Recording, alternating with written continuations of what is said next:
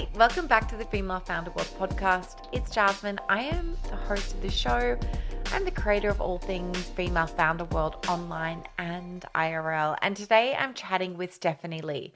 She is a beauty brand founder and the creator of a business called Selfmade. And I just feel like in beauty right now, there is so much sameness. I'm seeing a lot of, it's just hard to cut through. Like it's a really, really noisy space. And when I see someone doing something really interesting and different, I want to talk to them. And Stephanie's basically pioneering this space called psychodermatology. And it's all about how the nervous system intersects with your skin and your mental health. It's super, super interesting. So we talk about that.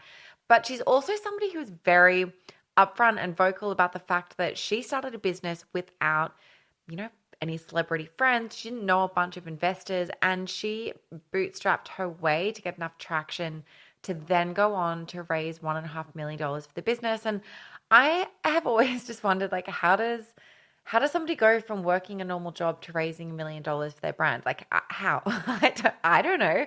And I just wanted to ask her, like, how do you do that? And she walks us through the process and how she got that traction and what she had to prove out. And if you are listening to this episode and you want to learn more from Stephanie, or you're just like, Jasmine, ask her this question, and I didn't, you actually have the opportunity to speak to Stephanie in a really intimate group coaching call. We have it coming up on the 25th of May for our Business Bestie members. There is a link in the show notes where you can find out more about joining that session. And I know that it's really hard to find mentors in this space, and the people that you want to mentor you are super busy, and like thousands of other people want them to mentor them as well. And so we do these kind of group calls so that we can kind of scale that mentorship, but still keep kind of the intimacy of a video call. So I would love to see you there if you are a Business Bestie member. It's going to be a great session. Okay, let's get into the episode. You are now entering Female Founder World with your host, Jasmine Garnsworthy. Stephanie, welcome to Female Founder World. It's so good to have you on the show. I'm so excited to be here. I've been following your work for quite some time now. Okay, love to hear that. All right, so for people who don't know Selfmade, what are you guys doing? What are you building over there? Yeah, so it's a pretty interesting business where we are trying to seamlessly connect mental health with beauty and personal care. So we do that through the vehicle of psychodermatology. So we create everyday Gen Z products with mental health experts at the intersection of our mind and body. So we've launched 4 products to date, and we are excited to continue this conversation as psychodermatology and our mental health become bigger and bigger. I think what first drew me to what you guys were doing, I don't even know where I first saw you, probably on Instagram, but it was just like the branding. It was very cool. It really stood out. I feel like you were one of the first brands to really understand this kind of like new Gen Z aesthetic, and you were kind of like the first to kind of tap into that. I don't want to ask you specifically about branding yet. I want to kind of like talk about the early days and the launch, but I just wanted to call that out because I think it helps people understand who you are, what you're building, and the fact that like you are very like cool and relevant and Gen Z, and like there's like a real vibe behind what you're creating. Yeah, I appreciate that, because even in the early days when it was just like me, my idea in my head, I was like, I need to get this out of my head. I don't know how to. And I didn't go to business school. And, we were kind of talking a little bit earlier. I was, a person that was like, I have an idea and I want to put it out in the world. So the first thing I did was find a creative person who is like a Zennial, so between millennial, Gen Z, and they're actually from the record label industry. And so, when you're talking about emotion and all that stuff, one of the best places is music, right? And so rather than going to like typical consumer beauty, agency, I went to a person that really could understand and spend time with me in order to get it out of my head. Yeah. I love that. And also often a lot less expensive to go with an individual and be able to like find that talent rather than like going to an agency, and just the fees are wild. Oh, absolutely. Because I'm definitely a bootstrapped kind of, not venture backed. So it was very much like homegrown from the heart situation. Love that. Okay. So what were you doing? Like, where were you at in your life when this idea came to you? You said, it was living in your head for a while before you got it out into the world. Talk me through that process of like forming the idea.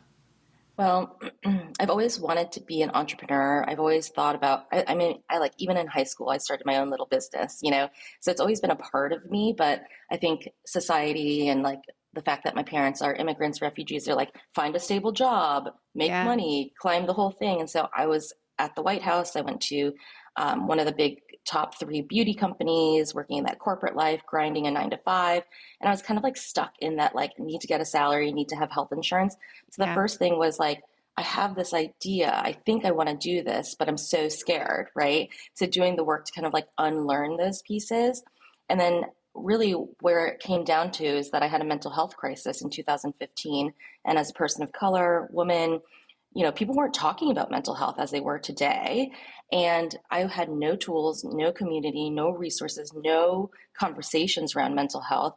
And so I devoted myself to going to therapy sometimes 3 to 4 times a week.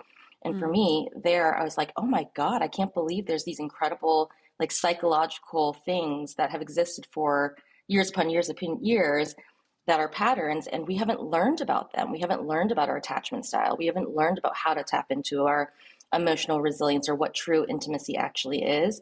So for me, my brain started around, rather than just beauty, because I had been living that life for such a long time, it actually was around how do we find a different vehicle to meet people where they are with these lessons and make it a livable lifestyle, beyond the 4 walls of therapy. So I guess for me, it was almost like kind of like a couple ideas that started to tumble together. And I remember speaking to one of my advisors, and I was like, I really also want to travel the world. I have about 20 grand that I've saved up.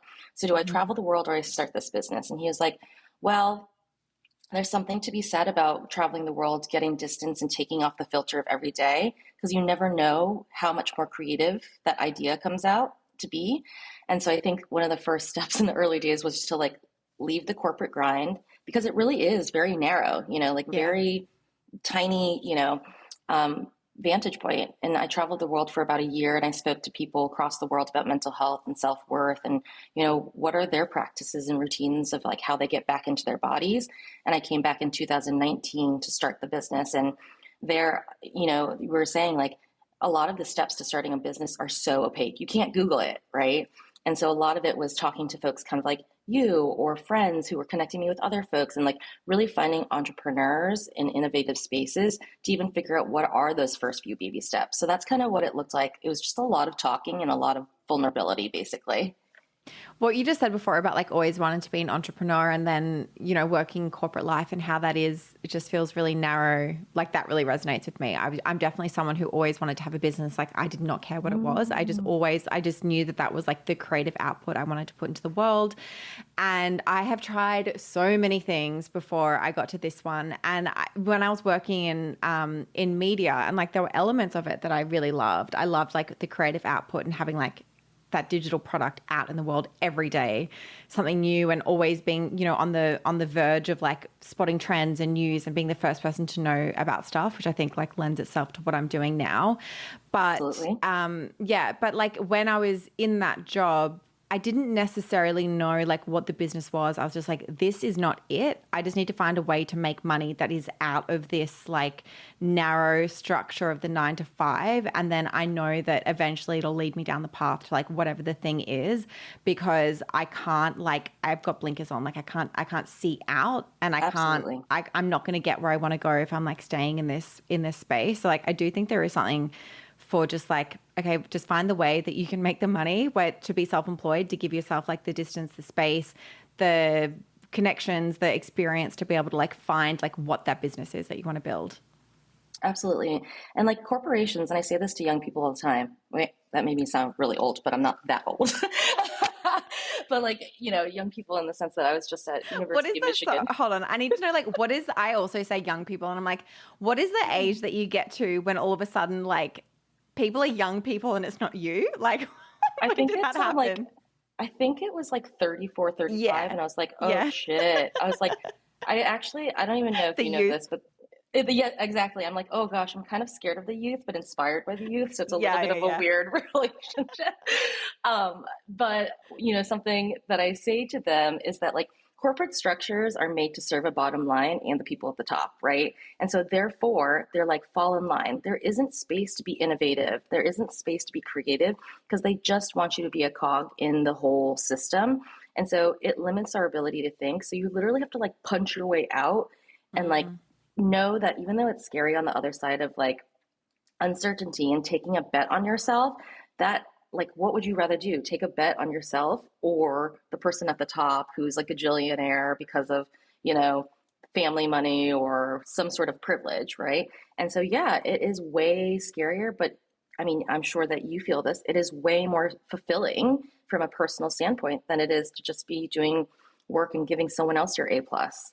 Totally. And like, you know what? I have a lot of running a business is stressful, and there is definitely an element of like fear, but nothing compares to the stress and anxiety that I felt when I wasn't building it and I knew that I wanted to be doing something. And it's just like weighing up those two things. Like there's going to be a negative emotion in there somewhere that you have to kind of like face and deal with, but the harder one for me was like not doing it.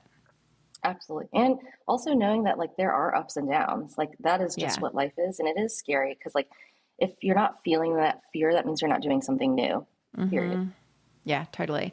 Something that you said before about having this like bigger mission and having a physical product as the vehicle for that mission is something that I think a lot of people are inspired by. I think a lot of women, and particularly that I speak with, are building businesses that are not, and their consumer product businesses are like very authentically tied to a deeper mission. You know, I'm seeing a lot of big corporations now trying to like tap in, and it feels Totally. very like, I'm like, I see what you're doing, but I do see women building these like really authentic, genuine consumer products that for them, it is really like a talisman of some sort that's connecting to something deeper. And I have tried to do that before and failed. Like I had a company where we were making these ceramic like travel cups. They were like, I was seeing them kind of like popping off in Australia, and I was like, oh, I can do this in the US. And I worked with an organization to like get them ethically made, and we were employing women in developing countries, and we were giving back money to like educate women, and it was like this mission, and it was also like a sustainable thing. And I was like, this for me is about female entrepreneurship and education and opportunity and all of this stuff. And like, I just couldn't make that connect in a physical product. And, you know, now I've got a media business where I can literally say what I mean rather than having to kind of like manifest it into a physical product. And it's like a really roundabout way of just asking you, like, how do you infuse those two things? Because it is really, I've tried to do it and it is hard. Oh my gosh, it's so hard. Even to the fact that it's because we live in this capitalistic world, and like I mentioned before, I'm not VC backed or anything like that. You know, I have talked to funds where they're like, I believe in doing social good and all that good stuff, and I believe in mental health, but what makes you think that you can be venture backed, right? The world thinks so binary or siloed, right? You either do good or you make a lot of money, right? And so, Yeah. and that's bullshit. And so essentially, you know, with Selfmade, it's a bit of an experiment. Can you do good and make it lucrative and appealing to do that, right? From that respect. But you're absolutely right. It is extremely hard to do that, especially in this world. And so infusing those two things. Number one, when I started the brand, I started it with two mental health experts as advisors. And even before then, what I did is I actually spoke to about 20, 25 mental health practitioners, because I was like, here's my idea. If it doesn't make impact on the world or positive change in incremental steps, then there's no point. And so when I validated it with them, you know, first of all, they loved it. They thought it was so delightful because there has never been a way to bring what happens in those four walls of therapy where you're like broken or whatever it might be into what is a lifestyle and much more tangible. You know, like you were talking about, like these are everyday products and talismans. Like they sit on your vanity, they sit in your shower, on your nightstand. And that is a very powerful thing. If you can get someone to put $1 down, then that's really an important like behavior that you can obviously capitalize, but then you have that person, right? And so another piece that I did was really have the mindset that, you know, consumers are our stakeholders. They're not, even the word consumer, like consuming, right? We're like more than that. We're humans, we're stakeholders.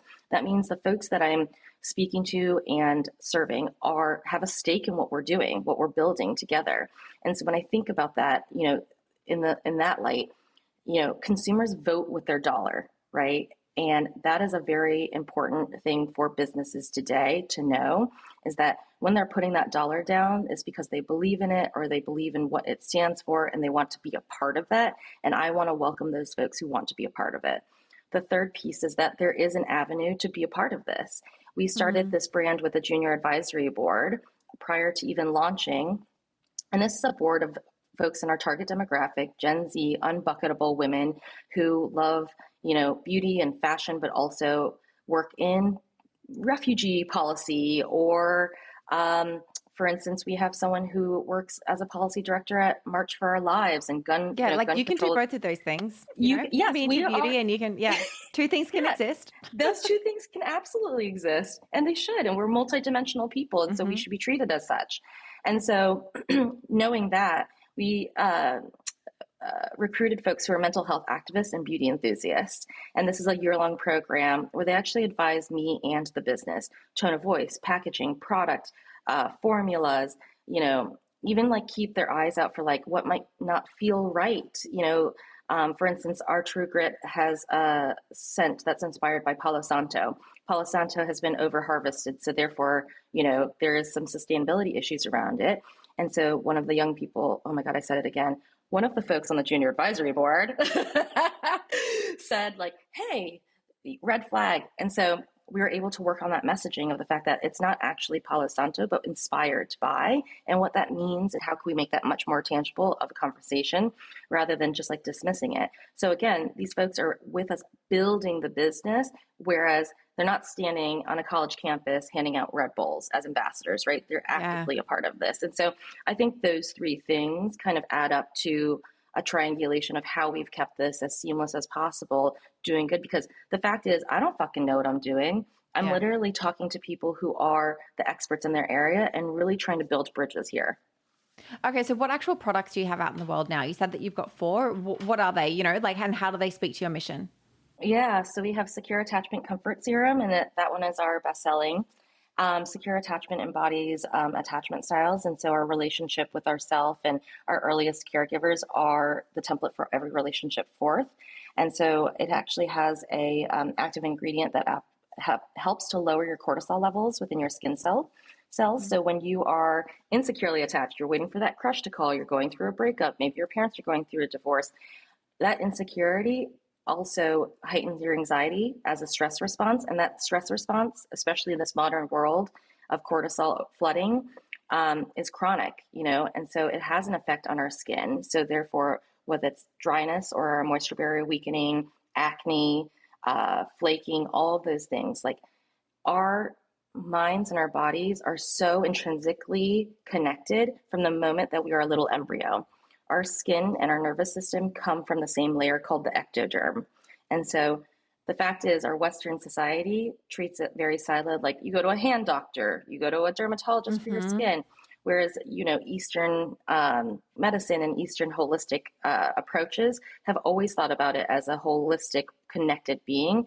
And so by using our skin as a way for a mirror to our inner world, potentially we can serve and understand what our deeper needs are, right? So if you go up to a mirror and you're like, oh my God, rather than saying, oh, I have a zit, I'm so ugly, I have to cover it up or I want to pick it, maybe the behavior change is, I have a zit, oh my gosh, I must be stressed. Why am I stressed? Yeah. So really using that as data points for our emotional world.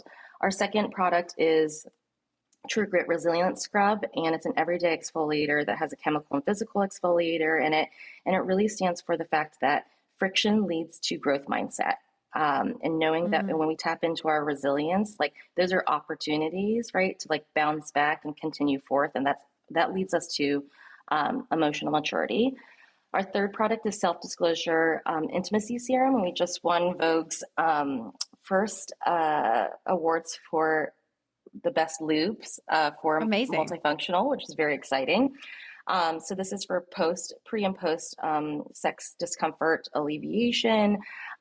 This is also really about emotional intimacy and knowing that self-disclosure is actually the action behind intimacy, sharing your thoughts, feelings, stories, all those things with yourself and with other folks. In order to create that closeness is really important to feel safe in your body and then safe to engage in pleasurable acts.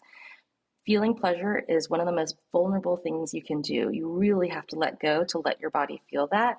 And so having those baby steps to doing that work is really incredibly important when there's so many brands out there that are like orgasm, like splash emoji, right? Like even that feels like a lot of pressure. Like what if you can't, right? So practicing pleasure, practicing self-pleasure is really important. And then fourth, we have corrective experience comfort cream, and that's a sister to secure attachment. And corrective experiences are the action behind healing.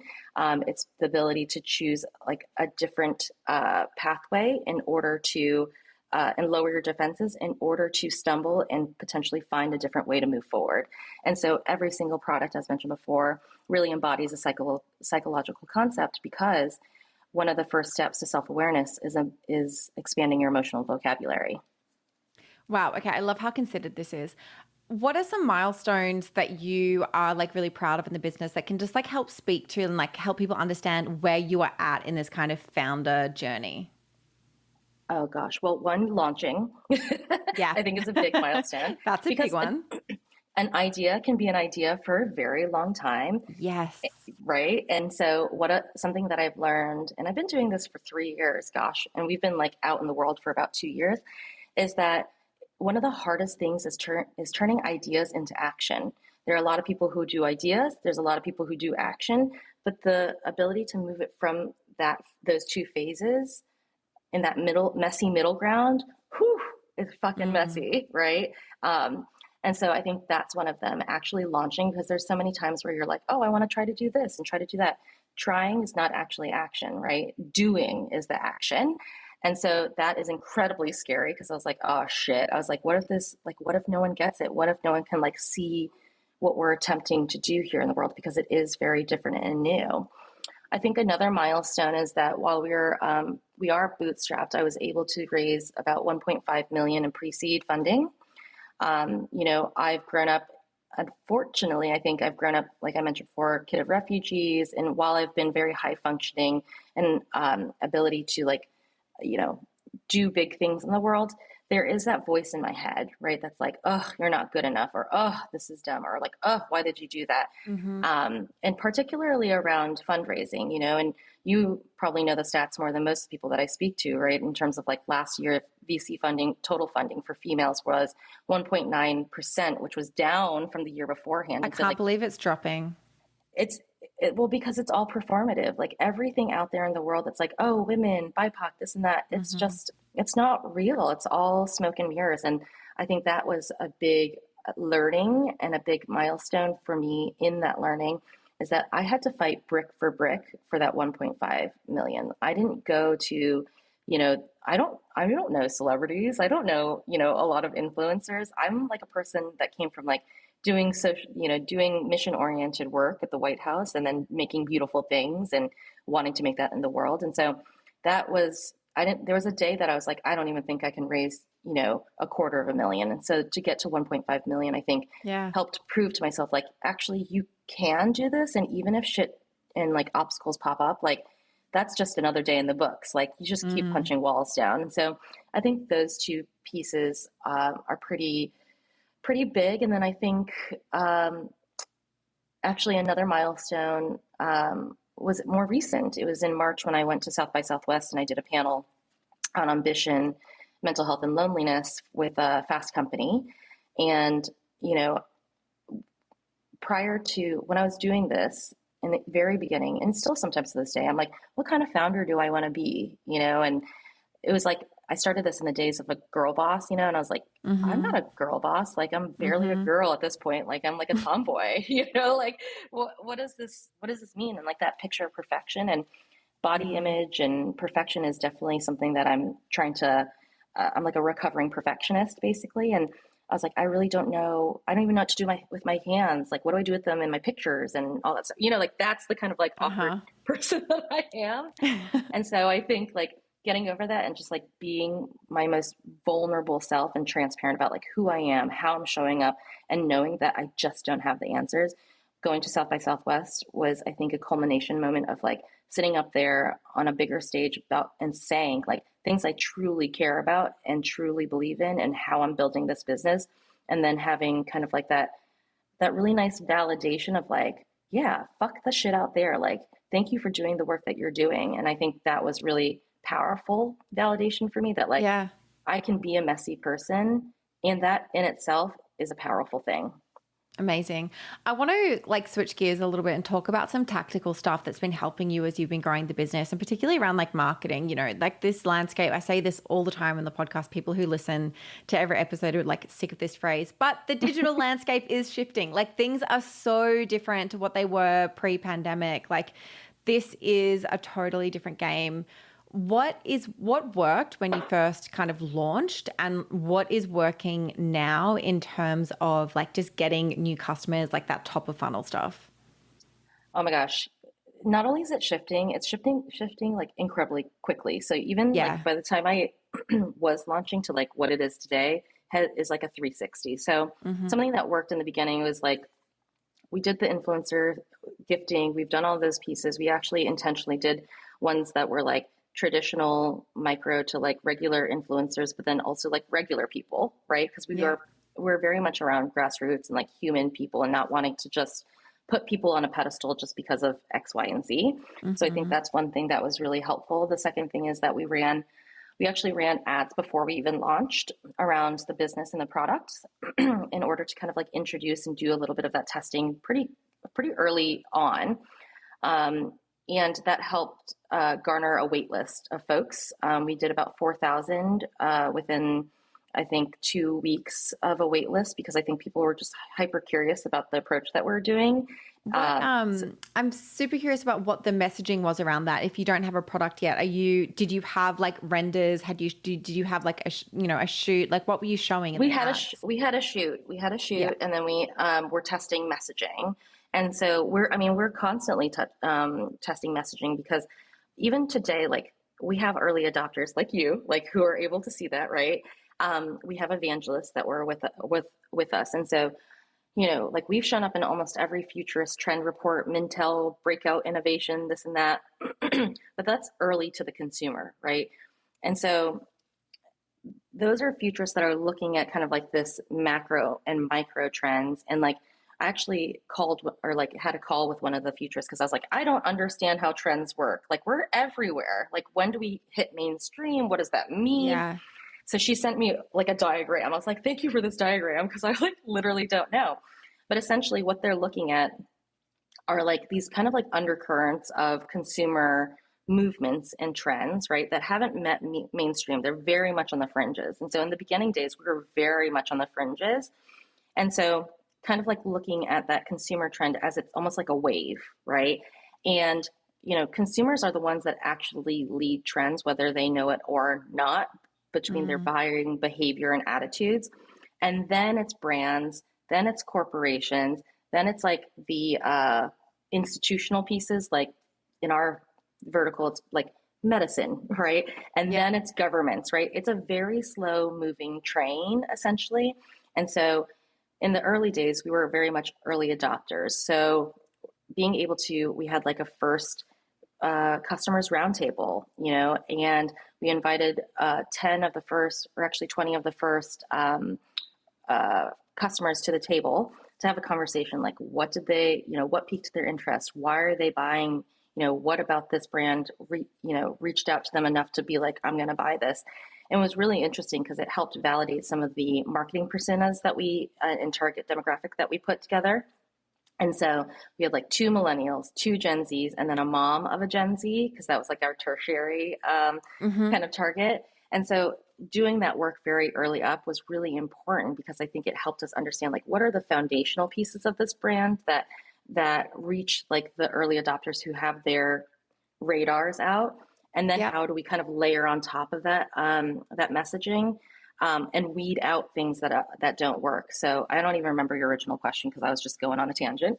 No, that's super helpful. But like, I'm curious about like what worked in the early days in terms of marketing. So you've kind of like spoken about like getting those early adopters and sort of being really early in that trend. And then what is working now to like find new customers? How are they finding you? Yeah, so it's funny because we're still kind of in these nascent days of what we're doing.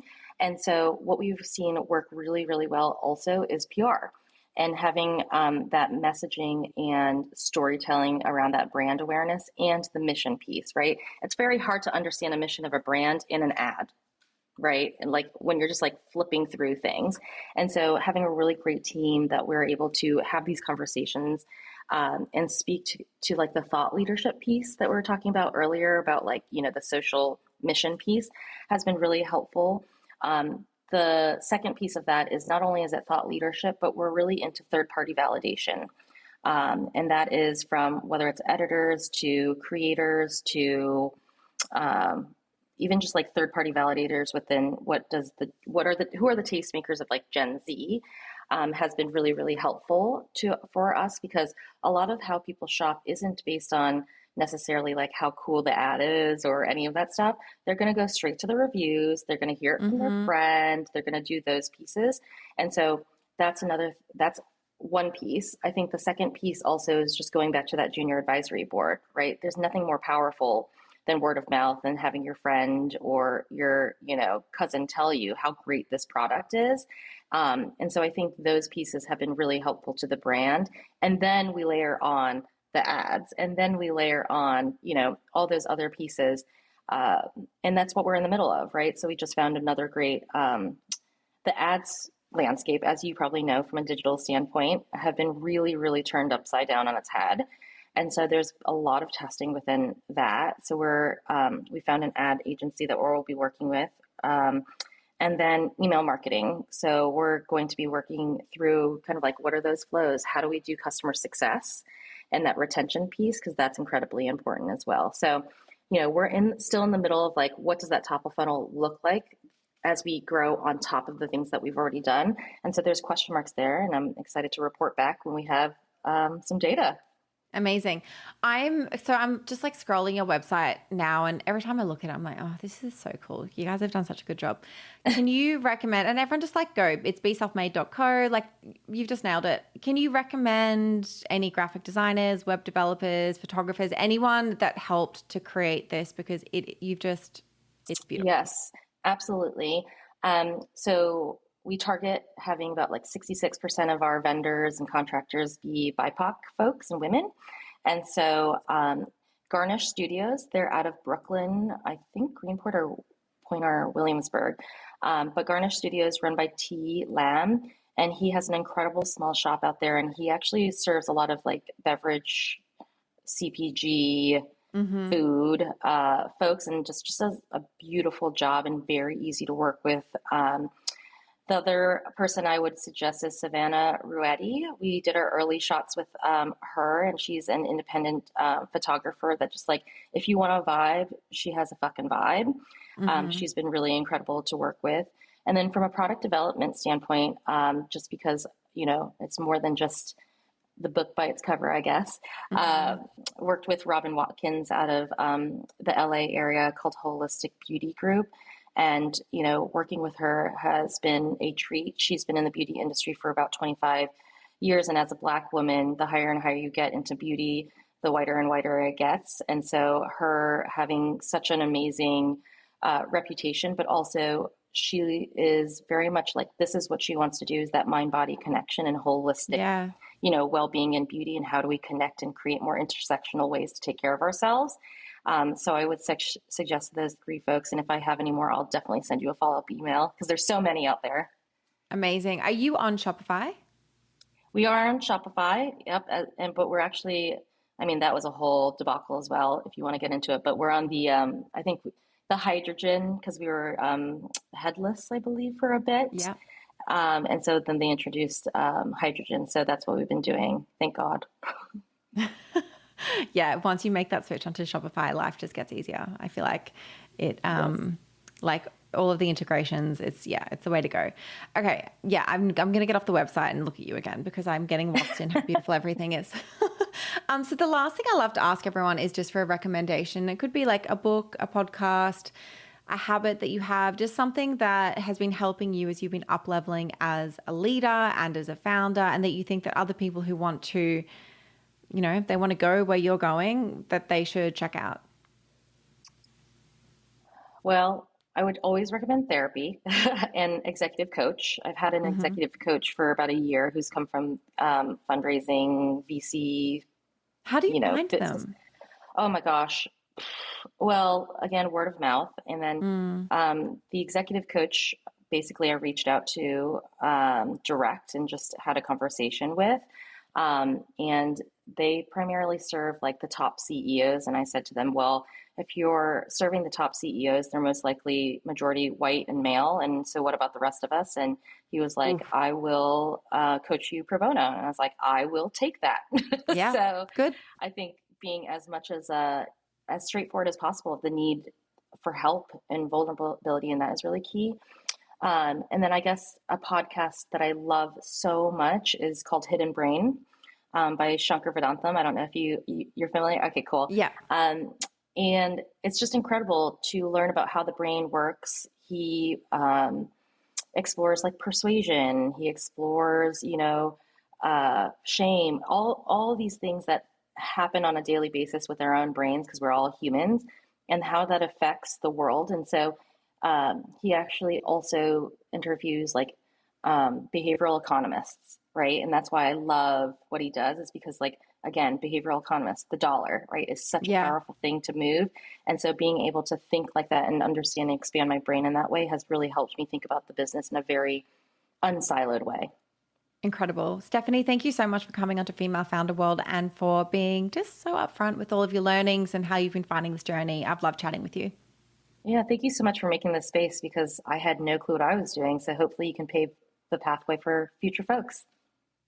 Quick shout out to all of our business bestie subscribers. If you are loving this show and you are building a consumer, CPG or e-commerce business, or you're about to build one, this membership will give you access to the people, experiences, and the tools that you really need to build your dream business. Head to femalefounderworld.com/subscriber for more.